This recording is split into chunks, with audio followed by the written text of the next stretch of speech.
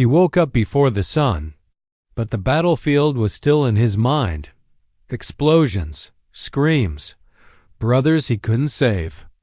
He looked at the rifle by his bed, but didn't pick it up. Instead, he grabbed a rake, stepped outside, and stared at a field where elders and young men tilled the earth like it was sacred. This was not peace, not yet. It was just war with a different name. And let me ask you something. If the war moved to the soil, would you still be ready to fight? If this made you feel something, you might want to stick around. This story is just getting started. Muslim wasn't naive.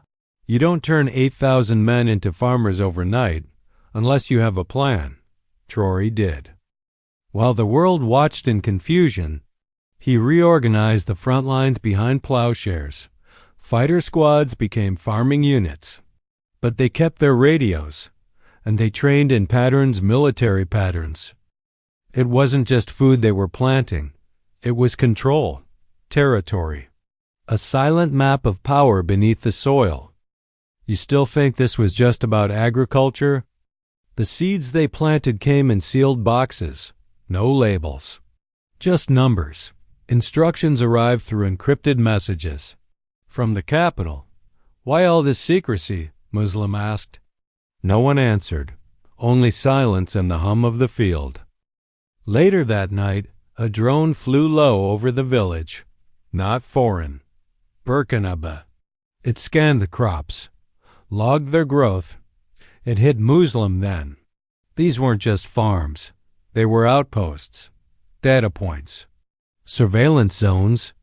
At dawn, Muslim joined the others in the field. But today, something changed. A man collapsed, his hands blistered, his eyes military. You were special forces, Muslim said. The man didn't deny it. Then came the sound, not birds, steel. Buried beneath a tree root, a locked crate.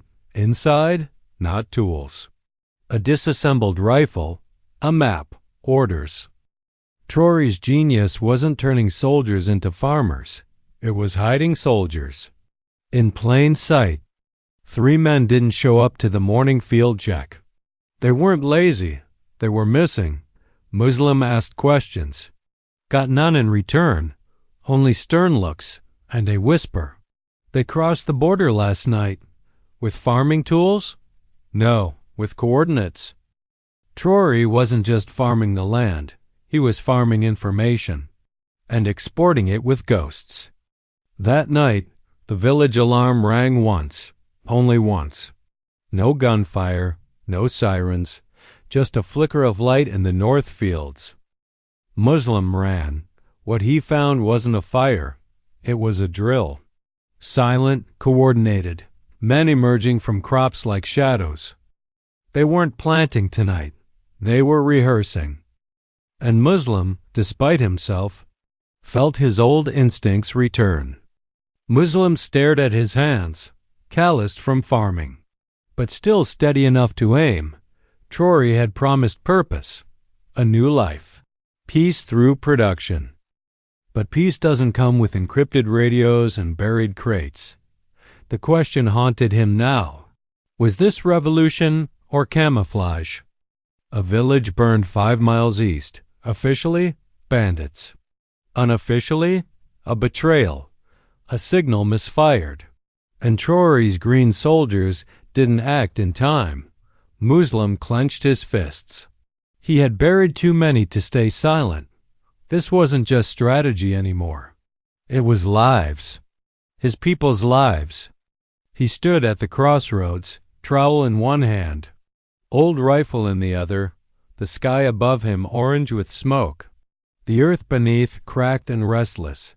He could return to war, or trust in this new path. But what if both were illusions? So let me ask you this.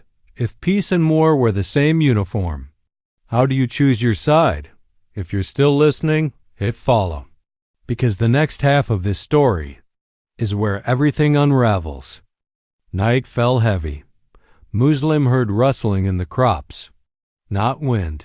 Footsteps. Slow. Controlled. He didn't wait. He moved. Trained muscle memory took over. He tackled the figure to the ground. It was a boy, maybe 16, holding a flare gun. "Who sent you?" Muslim asked. The boy said nothing. But his badge said everything. Traoré's initials. By morning the boy was gone, vanished. No record, no report.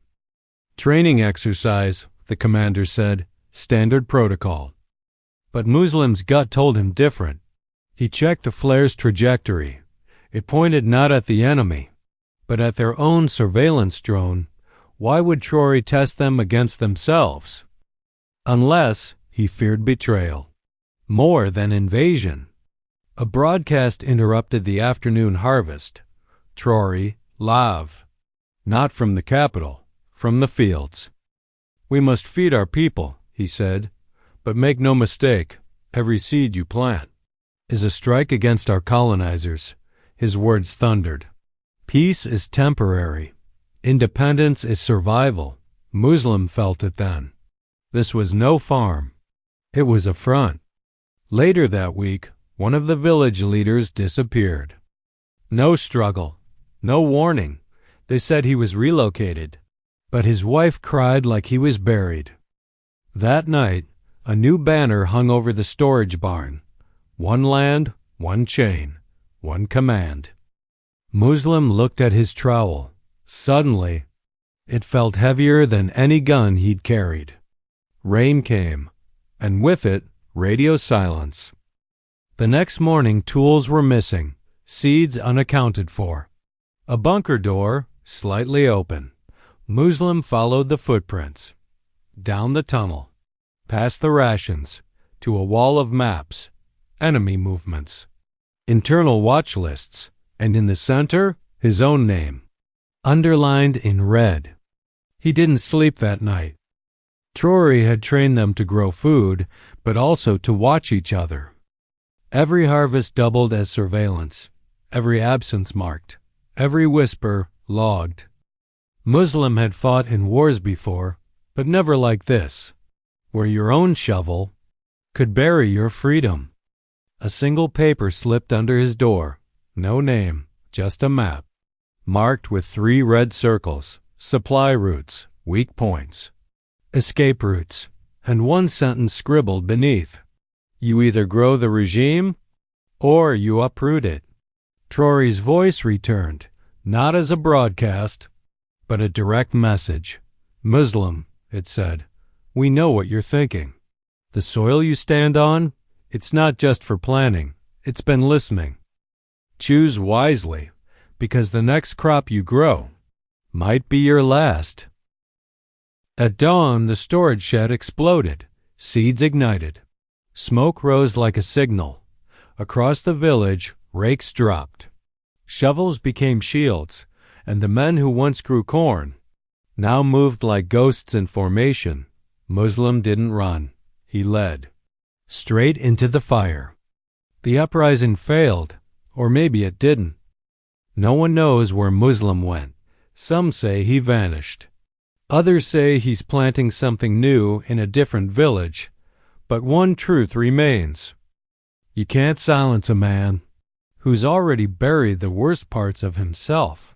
If this story made you question everything, hit subscribe, because the next one might be even closer to your reality than you think.